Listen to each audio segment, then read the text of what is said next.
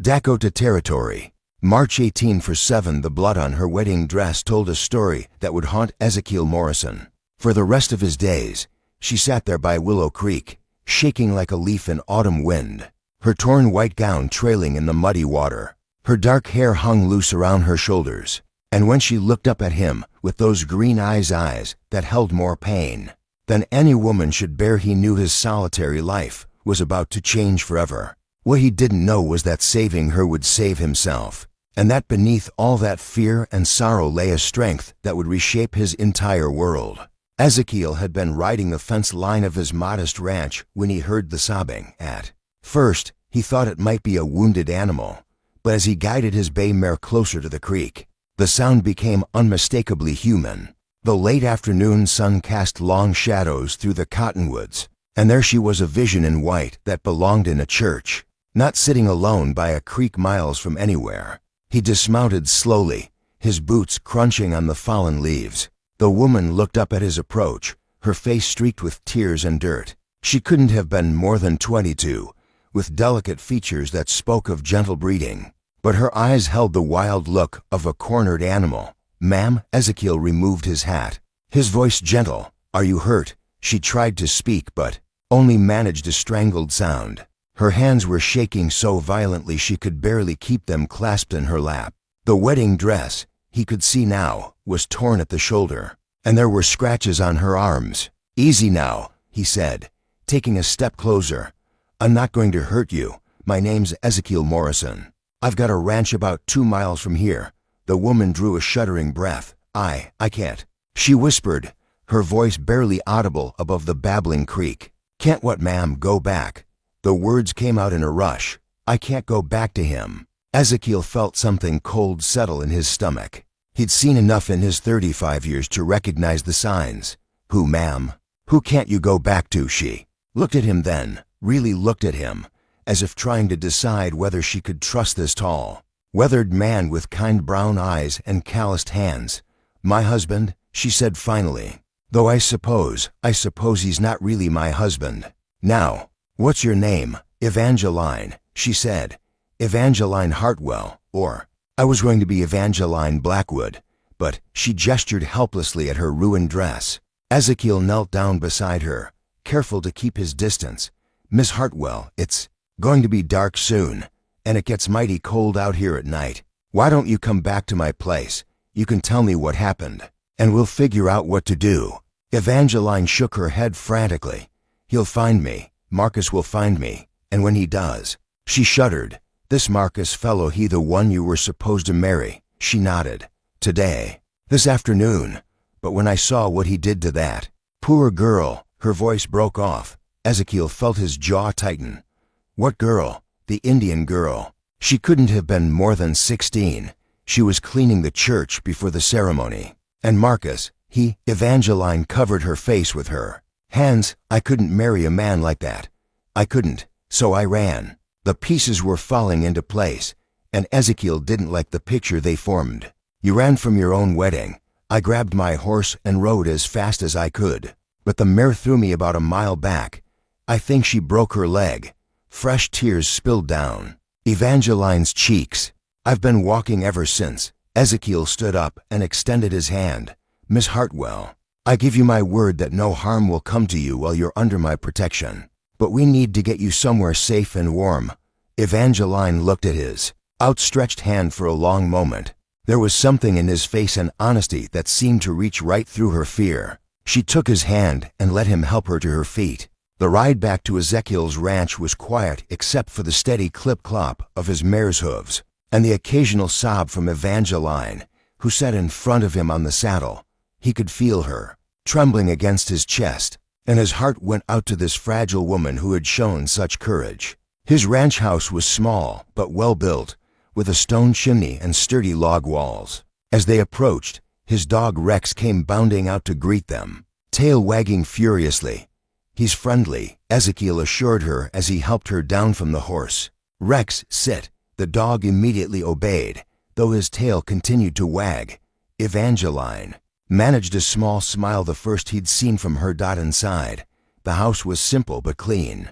A stone fireplace dominated one wall, with a few pieces of handmade furniture scattered around. Ezekiel quickly built up the fire while Evangeline stood uncertainly in the middle of the room. "There's a bedroom through that door," he said, nodding toward the back of the house. "You can rest there. I'll sleep out here by the fire." "I don't want to put you out of your own bed, Miss Hartwell," Ezekiel interrupted gently. "You've been through enough today. Don't worry about me." He made her some coffee and found an old shirt of his that she could wear while her dress dried. When she emerged from the bedroom, swimming in his oversized shirt, she looked young and vulnerable. But there was a spark in her eyes that hadn't been there before. They sat by the fire, and slowly, the story came out. Marcus Blackwood was the son of a wealthy cattle rancher, and her father had arranged the marriage to settle some debts. She'd never met Marcus before today, but she'd heard rumors about his temper and his treatment of women. "When I saw what he did to that poor girl," she said, staring into the flames, "I knew I couldn't go through with it. I couldn't spend the rest of my life married to a monster." "What will you do now?" Ezekiel asked. Evangeline was quiet for a long time. "I don't know. I can't go home. My father will just try to arrange another marriage, and I have nowhere else to go." Ezekiel studied her face in the firelight.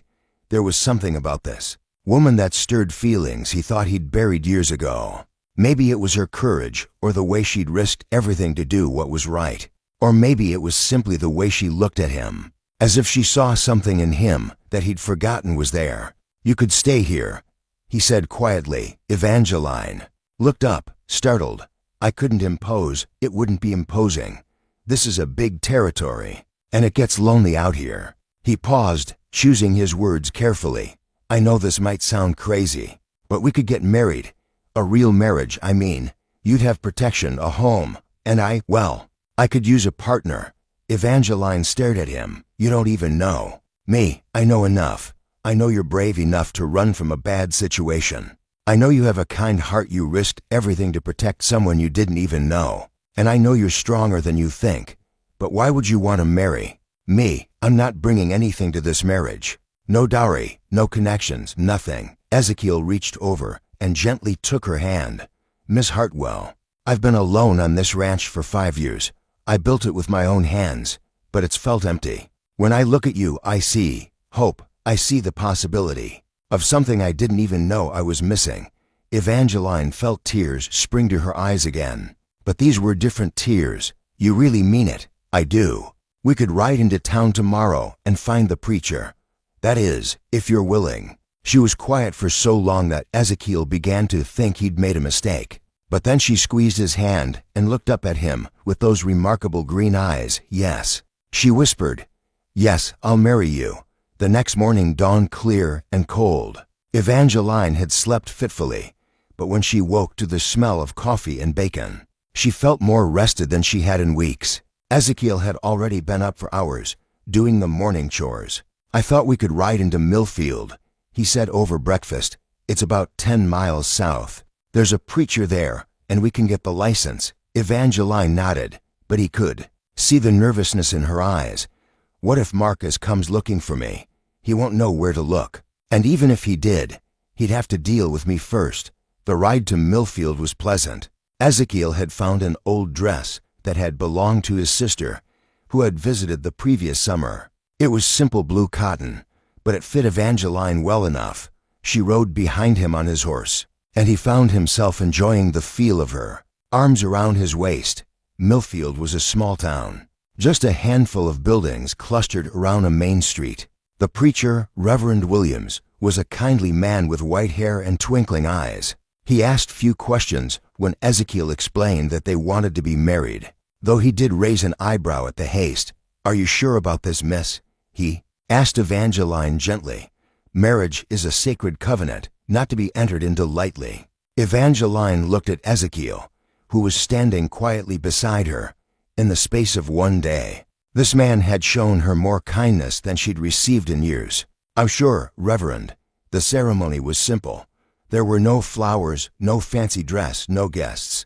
Just Evangeline, Ezekiel, and the preacher in the small wooden church. When Ezekiel slipped a simple gold band on her finger, his mother's ring, he explained quietly, Evangeline felt something shift inside her chest. "You may kiss the bride," Reverend Williams said with a smile. Ezekiel looked at Evangeline questioningly, and she nodded. His kiss was gentle, respectful, but she felt a warmth spread through her that had nothing to do with the sun streaming through the church windows. As they walked out of the church, now husband and wife, Evangeline felt as if she were stepping into a completely new life. The fear that had consumed her for the past day was still there, but it was tempered now by something else, hope. They were halfway back to the ranch when they saw the dust cloud on the horizon. Ezekiel reined in his horse and studied the approaching riders. "How many?" Evangeline asked, her voice tight with fear. "Looks like 4 or 5. Ezekiel's voice was calm, but she could feel the tension in his body. Could be anyone. But as the riders got closer, Evangeline's worst fears were confirmed. The man in the lead was Marcus Blackwood, and his face was thunderous with rage. "Get behind me," Ezekiel said quietly, helping Evangeline down from the horse. Marcus and his men. Evangeline recognized them as hands from his father's ranch pulled up in a cloud of dust. Marcus was a big man, with dark hair and cold blue eyes that held no warmth at all. Well, Marcus said, his voice dripping with contempt. "Look what we have here. The runaway bride and her rescuer." "Mr. Blackwood," Ezekiel said evenly. "You're on my land." Marcus laughed, but there was no humor in it.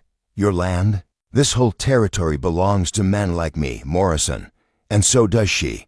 He pointed at Evangeline. "She's my bride. We had a deal." Had, Ezekiel emphasized. Past tense. The lady made her choice. "The lady," Marcus spat, "is a silly girl who doesn't know what's good for her. Evangeline, get over here. We're going back to town, and we're going to finish what we started." Evangeline stepped closer to Ezekiel, her chin raised defiantly. "I'm not going anywhere with you. Marcus, I saw what you did to that girl, and I know what kind of man you are." Marcus's face darkened. "That Indian girl, she was nothing. Just a little fun before the wedding. But if you want to make something of it, I already have." Evangeline said, her voice stronger than she felt. "I married him." She held up her left hand, showing the gold ring. The silence that followed was deafening. Marcus stared at the ring, then at Ezekiel, his face cycling through disbelief, rage, and something that looked almost like madness. "You married him," he said softly. "You married this nobody?" "I married a good man," Evangeline replied. "Something you'll never be." Marcus's hand moved to his gun, but Ezekiel was faster. His Colt was in his hand and trained on Marcus before the other man had cleared leather. "I wouldn't," Ezekiel said quietly. "I've got no quarrel with you, Blackwood, but I will protect my wife." "Your wife?" Marcus laughed bitterly. "Do you know what you've gotten yourself into, Morrison? Do you know who her father is? What kind of debts he owes?" "I know she's a good woman who deserves better than you," Ezekiel replied. "That's all I need to know." Marcus looked around at his men, who were shifting uncomfortably in their saddles. It was clear they hadn't signed up for a gunfight with a man who had the drop on them. "This isn't over," Marcus said finally. "My father has influence in this territory. We'll see how long your little marriage lasts when he hears about this." "Your father's welcome to come talk to me anytime," Ezekiel said. "But for now, I think you should leave." Marcus jerked his horse's reins savagely, causing the animal to rear. "Come on," he snarled to his men. "We're done here." As they rode away, Evangeline felt her knees go weak. Ezekiel holstered his gun and caught her before she could fall. "It's all right," he said softly. "They're gone. For now," Evangeline whispered. But Marcus was right about one thing. His father does have influence. What if he tries to have our marriage annulled? What if— "Hey," Ezekiel said, gently turning her face to look at him. "One thing at a time. We'll deal with whatever comes." The next few weeks passed quietly. Ezekiel taught Evangeline how to run the ranch, and she proved to be a quick learner. She could milk the cows, tend the chickens, and even help with the branding. More importantly, she brought a warmth to the house that Ezekiel hadn't realized he'd been missing. In the evenings, they would sit by the fire and talk. Evangeline told him about her childhood in St. Louis, about the father who cared more about his gambling debts than his daughter's happiness. Ezekiel shared stories about building the ranch, about the loneliness of the past 5 years, about the dreams he'd almost given up on her. Slowly, carefully, they began to build something real between them. It wasn't the passionate love of storybooks, but it was something deeper, a partnership based on mutual respect and growing affection. One evening, about a month after their wedding, Evangeline was washing dishes when she heard horses approaching. She looked out the window and saw a group of riders, but these weren't Marcus and his men. These were official-looking men in suits, led by a large man with graying hair and cold eyes. "Ezekiel," she called softly. He came out of the barn, wiping his hands on a rag. When he saw the riders, his face grew serious. "Stay inside," he told her. The lead rider dismounted and walked up to the porch. "You Morrison?" "I am. And you are?" "Judge Blackwood. I believe you know my son." Ezekiel's jaw tightened. "I've met him." "Then you know why I'm here." Judge Blackwood was a big man, used to getting his way through intimidation. "You've got something that belongs to my family." "I've got a wife," Ezekiel said evenly. "She belongs to herself. That girl was promised to my son. There were debts involved, agreements made. You've interfered with a legal contract." "There was no contract. The lady chose not to go through with the wedding. She's free to make her own choices." Judge Blackwood's face reddened. "Free? That girl's father owes me $15,000. The marriage was to settle that debt. Now, because of your interference, I'm out a daughter-in-law and the money. Take it up with her father." "I intend to. But first, I want the girl back.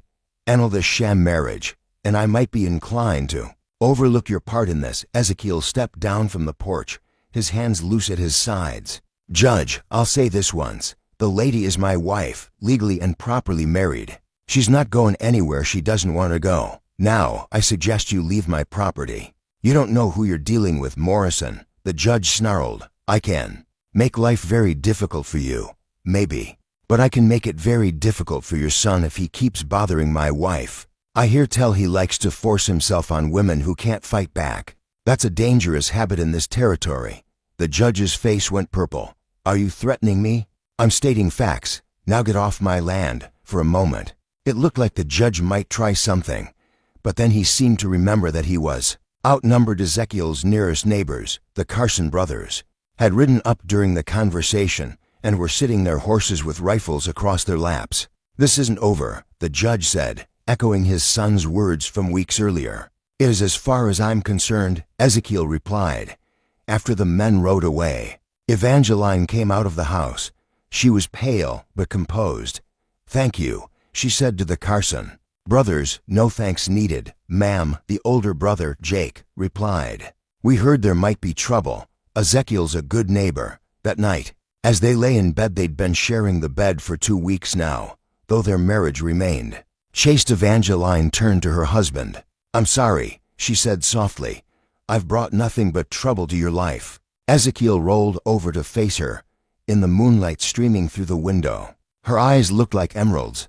"Evangeline, these past weeks have been the happiest of my life. You haven't brought trouble, you've brought joy." "But the judge is a bully who's used to getting his way. He'll try to cause problems, but he can't undo what we've done."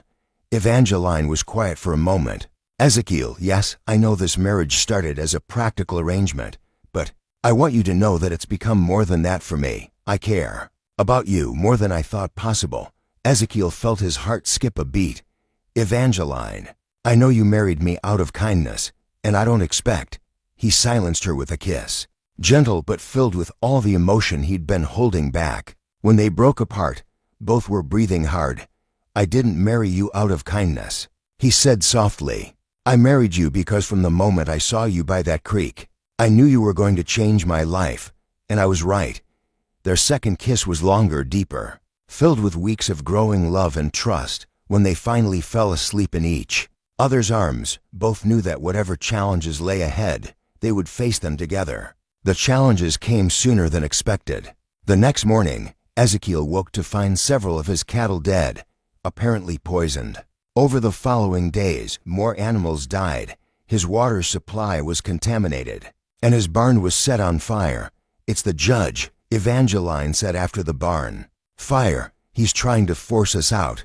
"Maybe," Ezekiel said grimly. but he's making a mistake if he thinks I'll give up easily." The campaign of harassment continued for weeks. Ezekiel lost nearly half his cattle, and his savings were dwindling as he tried to replace equipment and animals.